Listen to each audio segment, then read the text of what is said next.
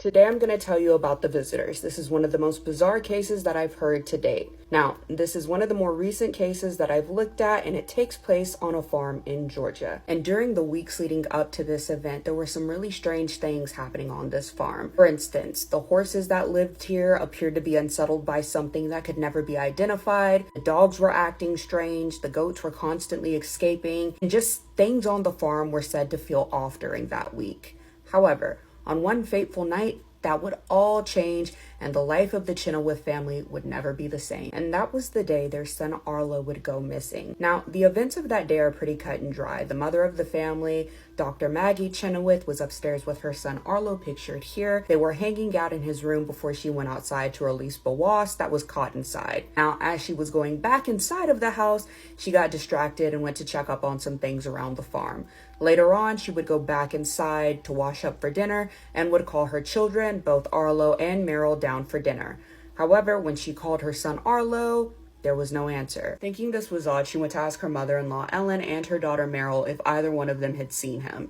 And this is when Meryl would tell her that she thinks she saw him go outside chasing one of the goats. This is where the story gets a bit stranger. And this is because as the family started to search for Arlo and that panic set in, a neighboring family, the Shanleys, arrived on the farm with their horse as well. Now, their horse appeared to be injured, and much like the Chenoweth's horses, it also appeared to be spooked by something that couldn't be identified. But while all of this stuff is going on with their horse and them arriving on the farm, the son, Arlo, is still missing. So both of the families, the Chenoweths and the Shanleys, which included a husband named Reuben, his wife Valeria, and their son Nick, all start out to find Arlo. Now, to add to the chaos of the night, the power isn't working, no one can get a signal, and they can't even call for help. This is when yet another set of their neighbors appear, the Kellys, consisting of a husband named Donald and his wife. Now, I should add that something should be said about Arlo. Arlo, prior to the events of this evening, was a pretty average 8 to 10-year-old boy, happy-go-lucky, friendly, fun to be around, easygoing, just an overall good kid.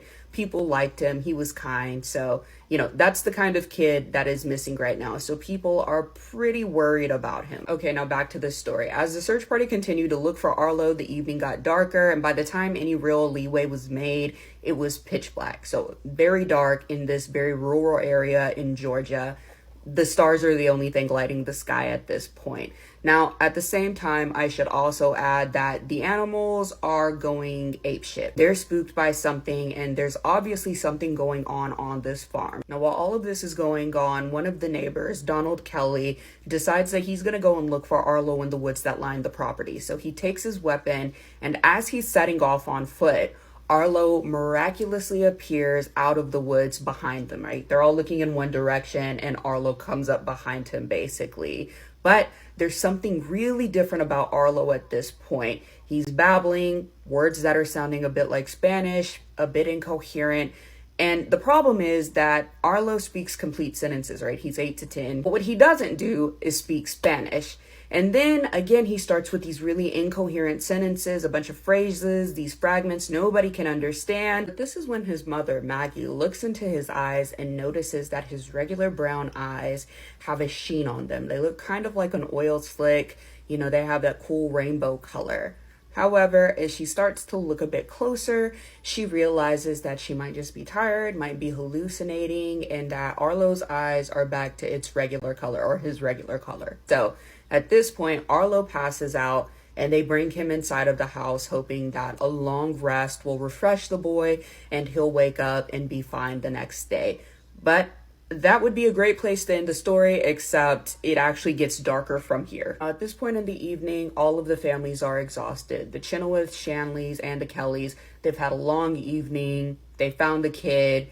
It's time to go home. But as they go to get in their cars, they realize they don't start anymore. Now, again, this is really bizarre. We have strange animals, strange children, cars that don't start, and phones with no signal and no power. This evening is getting very weird, very fast. And all of the families at this point are just kind of over it. They want to go the hell home, but they can't. And to make it even weirder, as they're trying to figure out how to get the cars to start, the women, they go back inside. Arlo is sleeping. While everyone is inside, the men make a decision. Donald Kelly decides to go out and scope the woods to see if he can find anything. and James Chenoweth and Reuben Shanley are left behind to figure out what's going on with the cars. Now, as they're looking around to figure out what's going on, they notice that there is a car in the distance.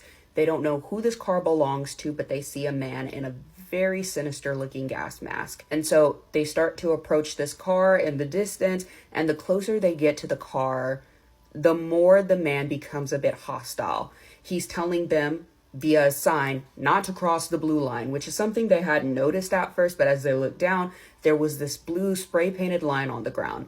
Now, they start to approach the man because they're done with the games at this point in the evening, and the man just keeps insisting that they need not cross this blue line. So much so that he fires a warning shot the closer that they get. Now, again, the men at this point are over it. They think they can take him, but the gun is a bit of a deterrent. They can't outrun the gun. And this is where things would take another sharp left. Now, as the two men are out there asking this man questions, this mysterious man in the gas mask, Donald Kelly emerges from the woods hauling ass. And right behind him is this mean dog. It wants him. It wants blood. Now, as Donald is running, the men are telling him, hey, don't cross the damn line because this guy's going to shoot you, the man in the gas mask.